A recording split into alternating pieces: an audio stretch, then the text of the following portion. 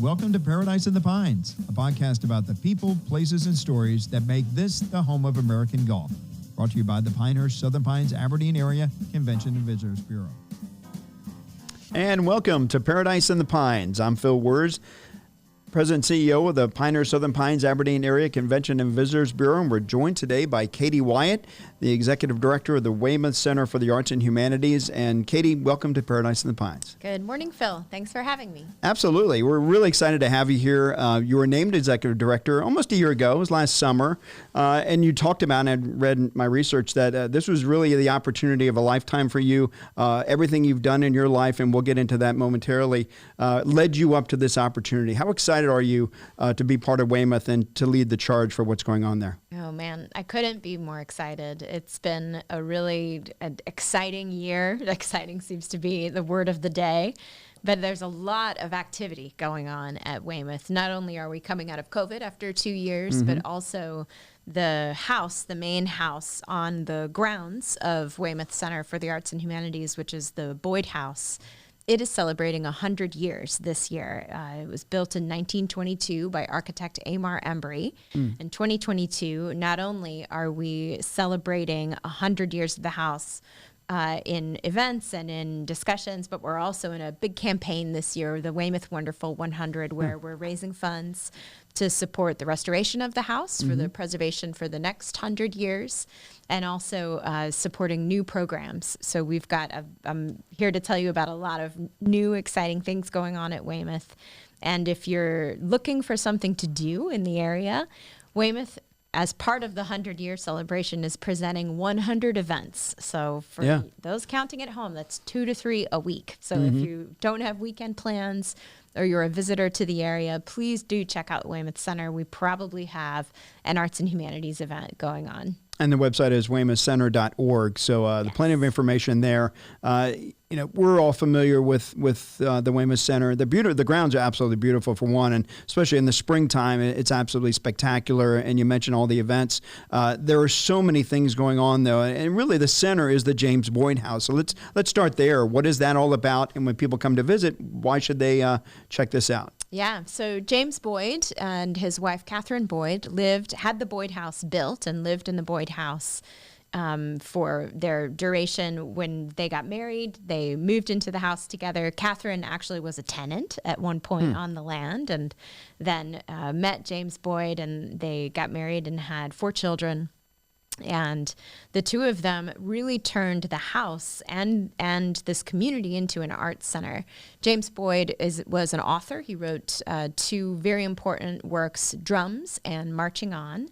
And those books were both about war. Drums was about the Revolutionary War, and Marching On was about the Civil War. But the difference that James brought was the realities of war. It wasn't a romanticism of war. It was more about the loss of war and the sacrifices of war that humans make, that civilians make. And that important piece was really reflective of his heart for civil rights and community justice and the value of all man. And in the 1920s, that was a somewhat radical idea. Yeah. And James Boyd was really a leader and a champion of welcoming all people to the house, to the grounds, in celebration of the arts.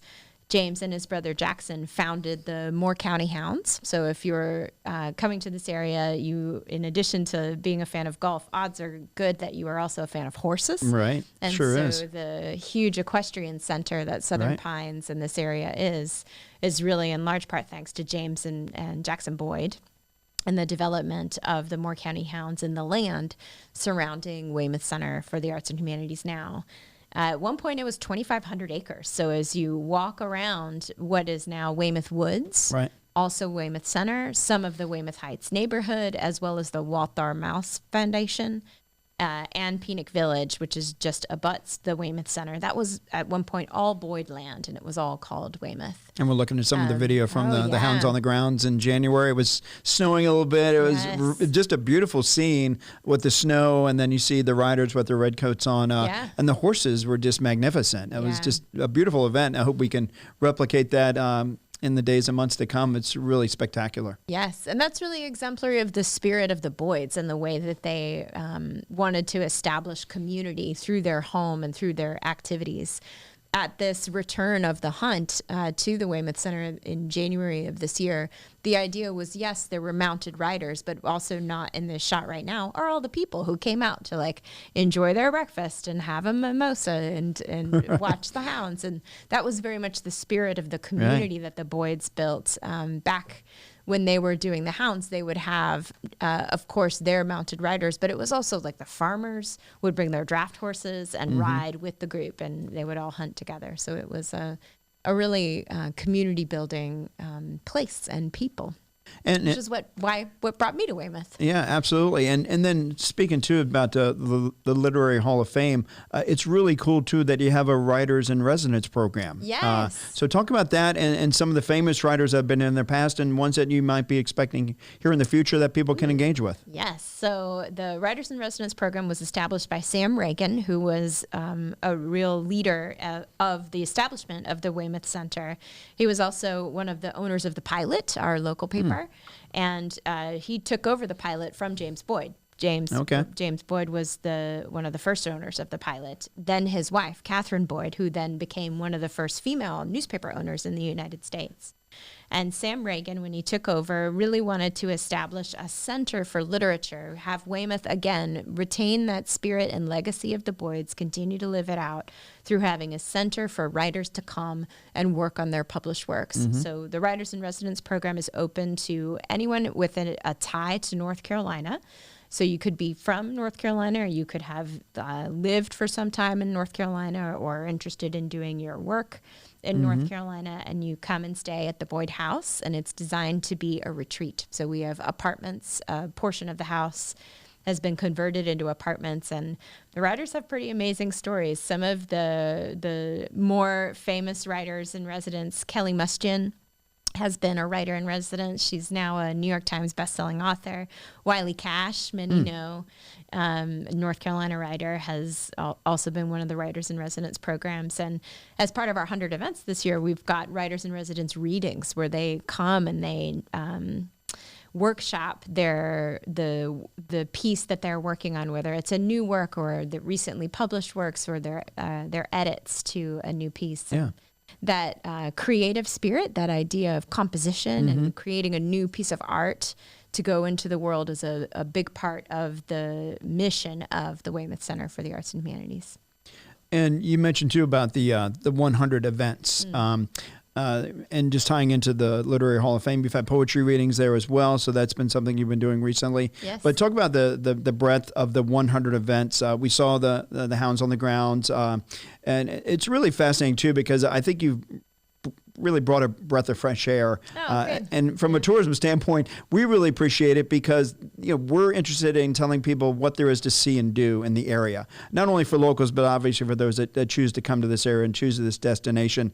So when we can talk about, come Sunday jazz brunch and other things, I mean, really cool, fun, interactive things. So talk about the things that you've kind of developed and that we'll see throughout the year. Sure. Some of my great passion in coming to Weymouth was creating events to bring people together. That's really why I got into the business in the first place. And so I'm a violist, and my love of music and the performing arts is all about creating spaces for people to share ideas with one another.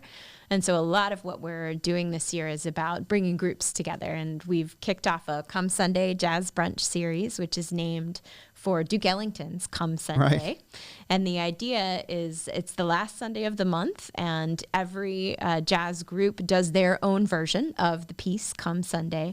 And it's really meant to be for everybody. That was me dancing with my daughter. That was it's meant for families, and it's meant for couples and senior citizens, and it's meant to be for all ages and all members of the community. And that's the idea behind the brunch. We partner with a local brunch partner every month. Been to it. It's fabulous. I highly recommend it. It's a great time. We also have a legacy of classical music at the Weymouth Center. So we have two really interesting in-house series. One is a Classical Music Sundays, and that's generally chamber music in the great room of the Boyd House, presenting small ensembles of musicians that would perform music much in the way that the Boyds would have presented music in that space. So you can have that historic experience. We've launched a new series called Live from the Great Room.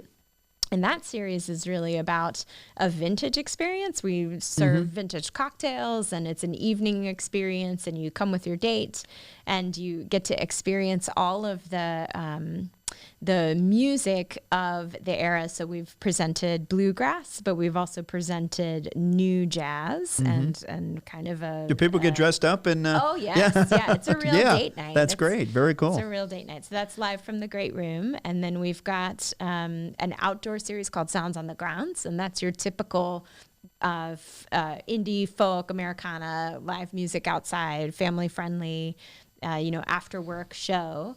And then if you are a musician yourself, or you're an aspiring musician, an amateur musician, we've got song circles. And those are once a month, also Tuesday evenings. And you can come, bring your instrument, any instrument. And I'm talking spoons, Phil. You can bring your bongos. That sounds like fun. You sit around in a circle, and it's, again, that spirit of creativity and putting new ideas and new art into the world. Well, you mentioned the viola, and you are an accomplished musician, and this is not on the set because it's a prop. Not just a prop. Katie is going to play for us momentarily, but just talk about your passion for the arts, your passion for music, how you got involved in that. We talked before the show, and likewise, we're military brats. Both your parents were in the military. So talk about your upbringing and what brought you to the passion for the arts and the music. Honestly, music was a way for me to make friends. So music very much has been a social experience for me. And as a military kid, I grew up my dad was in the Navy, and we moved every 3 years. But having my viola was the way for me to meet people every new place that we went. And so there was always an orchestra that I could join. And not only was it about meeting new people, it was about playing with new people. So it was about me expressing myself and them sharing their own musicality and creative expression back, and then creating something new together. That was what making music was all about for me. And so my life's work has really been about first enjoying this community building aspect of the arts myself, then breaking down barriers to make sure that all people have access to that same opportunity. I had the great opportunity to tour around the world in orchestras and in chamber music ensembles. And as part of that experience, I could see much of how the rest of the world lives. And in Latin America and in many countries that don't have as many opportunities as Americans have, I feel we're very great. I'm very grateful to be an American, and I hope that many get the chance to travel and really see what it is that we have and often take for granted in this country. And one of those opportunities is everyone being able to have an instrument and create that, give voice to that passion inside of them, and give voice to those ideas and feelings that perhaps they have a hard time seeing in words or writing down or expressing themselves. And so a lot of my work has been about breaking down barriers to access for music education for all people.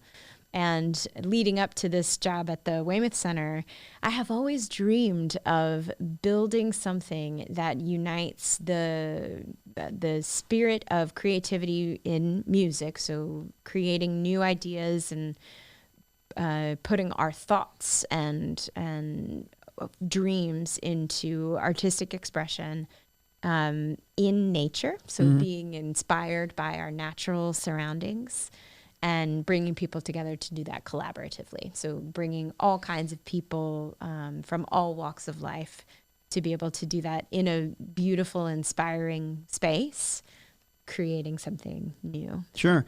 How fulfilling is it? And in a world today where there's so much division, not only domestically but internationally, how fulfilling is it to be in the arts, in music, where music joins multiple cultures, you speak numerous languages? How fulfilling is that to be able to bridge those gaps and build those bonds with other cultures through music? It's such a privilege, and I feel with that privilege, it's our obligation to do that, to bring people together over, to cross those bridges, to wipe out division, to be able to recognize all sides and all points of view, and to be able to find our common ground, and our common humanity, and our common goals. That it's very fulfilling, and I feel like it's our responsibility. Obviously, you played in a more formal setting with symphonies, and you still continue to play. Your viola is here. We would love to have you play. If you want to describe what you're going to play, and we'll get you play a couple portions of a couple pieces, and we'll go from there. We're honored to have you play. Thank you. I'm going to play just the first half of the Sarabande from Bach's Cello Suite No. 1. Okay. Ladies and gentlemen, Katie Wyatt.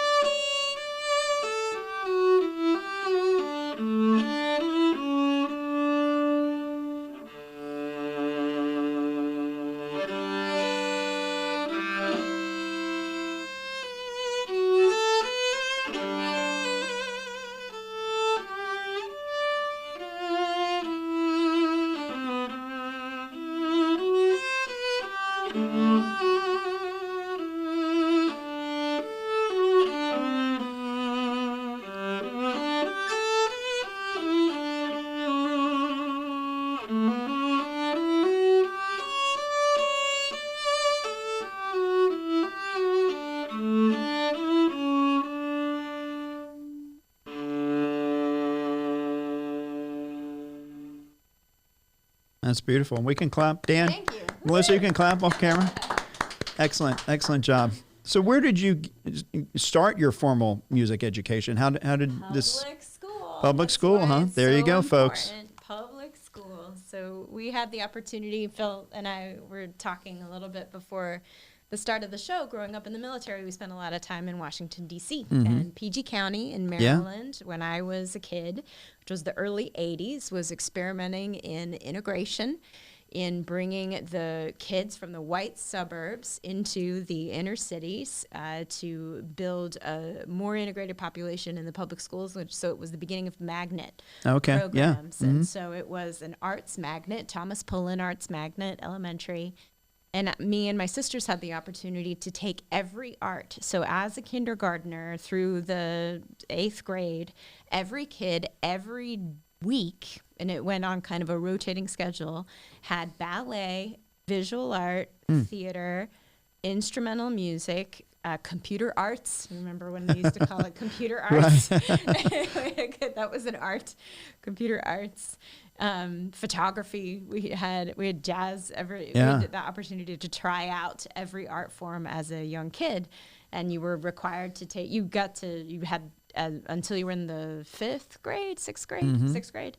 You had to take all of them, and then in the 6th grade, you chose your major, and then it was, it was kind of like going to college. And in the 6th grade, we all focused in on our particular loves, and mine by that point had been viola. I play viola, though, because my sister plays violin. Because we did not want to do the same thing. Is she older or younger? Younger. So okay. We had to do our own thing. Gotcha. Well, you mentioned growing up in the D.C. area, and we were talking before the show about, and I used to live in Leesburg, Virginia, in around 2012 to 2015, but Wolf Trap was a great performing arts center, and you talked about the inspiration of that growing up, and how you want to kind of make Weymouth kind of like a Wolf Trap kind of facility. So we have 26 acres, and a lot of that land can be about, exploring the beautiful nature, have trails or incredible gardens, but it can also be a space for bringing people together. Yeah. And Wolf Trap is a great example of just being a regional arts center that's set set in a beautiful surroundings where people grow up. I grew up going to Wolf Trap, and I remember taking picnics with my parents, and we went to the National Symphony. The National Orchestra performed there, and we went to kids shows, and we went to comedian acts, and it can just be. I am really looking forward to helping build the vision of Weymouth and the future of Weymouth, which I see as a real regional center for the arts and humanities. I think that would be a fabulous idea, and I know the Convention and Visitors Bureau and our board would support that, because we want to grow this destination, because while we are the home of American golf, we are more than just golf. So we've talked about when we can develop our tourism development program. Would it be an amphitheater? So that's a great idea, because we have the smaller stage in Southern Pines, but a really legitimate concert hall facility, something like Wolf Trap, and you mentioned the land there. I think that's a great opportunity, and hopefully we can make that happen. I know you would have our support. Yeah, absolutely. Right here. Let's do it for sure. I love it. So, did you want to play one more piece for us? Sure. Yeah, I'll the show? play. This one's easy. This one's a Shokin Farewell. It's a bluegrass piece. Okay.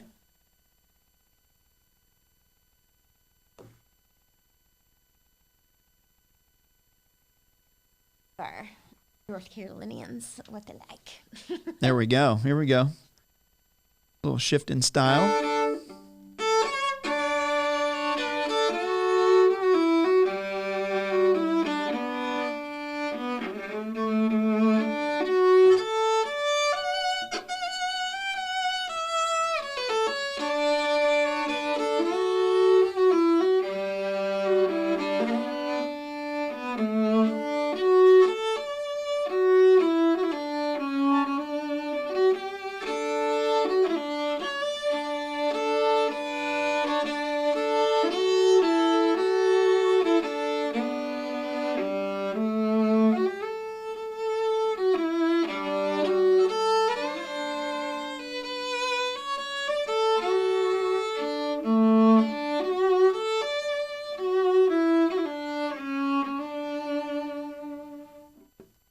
There we go.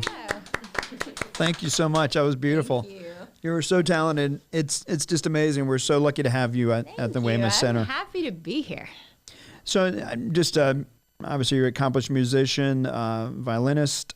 You also taught at NC State University, Duke University, and the John F. Kennedy Center for the Performing Arts. You were recognized for your work in citizen artistry and community development through the arts. And you also co-founded Kids Notes. Yes. What was that all about, and is that still ongoing? It is. I love talking about Kids Notes. So Kids Notes is the nonprofit that's a children's orchestra that started in Durham in 2010, and it is really the culmination of a couple of years of research and exploration internationally. In my touring experience as a musician, I spent time in Venezuela, and in Venezuela, it is the birthplace of a international movement called El Sistema. El Sistema is just short for the system, and it's El Sistema de las Juveniles y Infantiles de las Orquestas de Venezuela. Sorry, it's muy bien. And it's a system of youth orchestras that puts an instrument in every kid's hands, and it starts at age 3, and it is all about developing not only the skills that come along with playing an instrument, which are of course many, including discipline and listening and understanding, and all of the right and left brain, the synapse building that occurs when you learn an instrument, and the cross-body learning that we all know about from early childhood education. It also really teaches you the social skills of working together, compromise, listening and following, discipline over hardship, really that growth mindset where you practice and practice and practice, and then you have a breakthrough, and then you go on to the next level, and you practice and practice and practice, and you have a breakthrough after that. And it's a socially supported initiative in Venezuela. It's been adopted all around the world by millions of children and their families and their communities, and it is what became the like the manifestation of my my passion for and my idea that everyone should have this opportunity, that I felt so lucky, and that this should be, there should be a way for everyone to be able to participate in music education. Great program, obviously very fulfilling, but have you seen success in ladies and gentlemen that have gone through this program? Yes. How many people work with? So many stories. So the most famous is Gustavo Dudamel. He's the music director of the Los Angeles Philharmonic, and if listeners know him, he's the guy with the crazy hair, and he was on Time magazine, and he's been in movies, and he's like very famous now. But he grew up in the barrios of Caracas, so didn't come from wealth. And in my own personal experience, we have kids. My two favorite stories are one of a family, the G family, and Marcus and his sister, Sophia. Marcus just went on to college at Peabody Conservatory in Baltimore. Full ride scholarship, 4 years. That's fantastic. And full cost of attendance scholarship. Yeah. So that means tuition, room and board, and all of his books paid for on a cello scholarship. And we got him started on cello.